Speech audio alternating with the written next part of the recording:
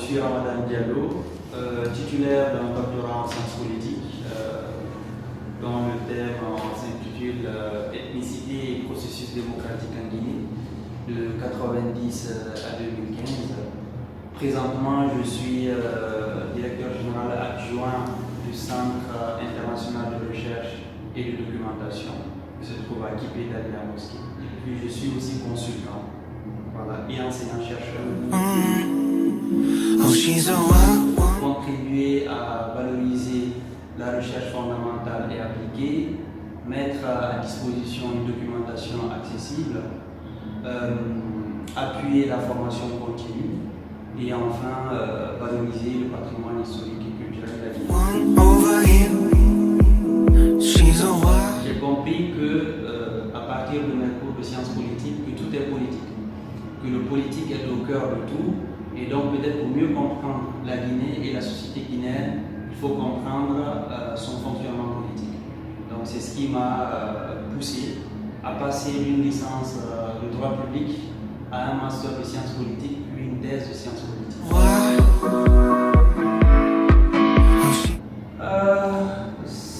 La situation actuelle, situation politique plus particulièrement, c'est une situation qui est difficile à qualifier, mais ça, je ne suis pas le premier à le dire. La Guinée est dans une impasse, situation difficile, situation à risque, relativement instable. Voilà. Ce n'est pas une situation qui est prometteuse dans l'état actuel des choses, pour le dire en toute franchise. Aujourd'hui, à travers la consultance, on peut aider ces acteurs à élaborer des projets de société dignes de ce nom, qui peuvent aider la Guinée à sortir de cette situation difficile dans laquelle elle se trouve. On peut aussi aider ces acteurs à élaborer des politiques de communication plus efficientes, qui ne soient pas basées sur des émotions ou sur la division des populations. Donc des politiques et des stratégies inclusives, participatives et finalement peut-être plus pertinentes et plus efficientes, aussi bien pour leurs organisations que pour la Guinée. Il faut repenser en profondeur l'éducation en Guinée.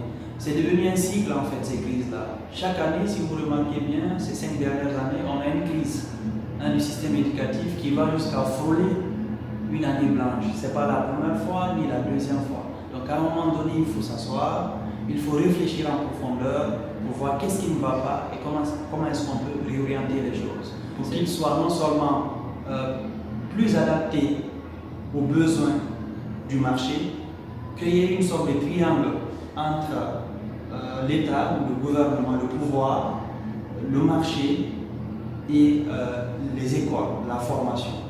De sorte en fait que ce cycle-là ou ce triangle-là en fait soit mis en avant dans le cadre de la formation de ces jeunes-là. Il ne faut plus que l'école guinéenne forme des chômeurs. Mais pour cela, il faut que l'école soit suffisamment imprégnée des besoins de la société pour qu'elle forme des ressources humaines dont la société a besoin.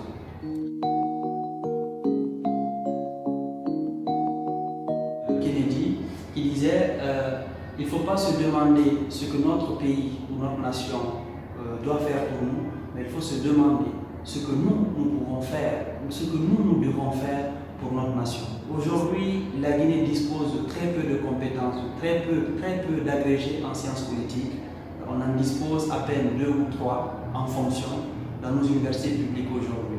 Donc le besoin m'appelle en Guinée. En France, on doit avoir des milliers aujourd'hui de docteurs en sciences politiques. Donc le besoin est plus important en Guinée. Et la deuxième, c'est parce que la Guinée regorge des potentialités énormes et extraordinaires. Mais quand on est loin, on ne les perçoit pas, ou on ne les perçoit que très faiblement. Lorsqu'on est sur le terrain et lorsqu'on veut prospérer en Guinée, on voit ces opportunités.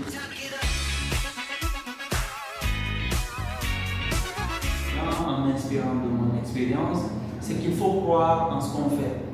Il faut croire en ce qu'on fait, c'est très important. Il faut choisir en fait notre chemin, notre destin, et il faut y croire. Quand on y croit, on trouvera toujours, quelles que soient les difficultés, la force pour pouvoir continuer. Comme le disait l'autre, pour le paraphraser, En fait, lorsqu'on est pessimiste, on voit les difficultés partout. Mais lorsqu'on est optimiste, les difficultés sont un peu comme des opportunités.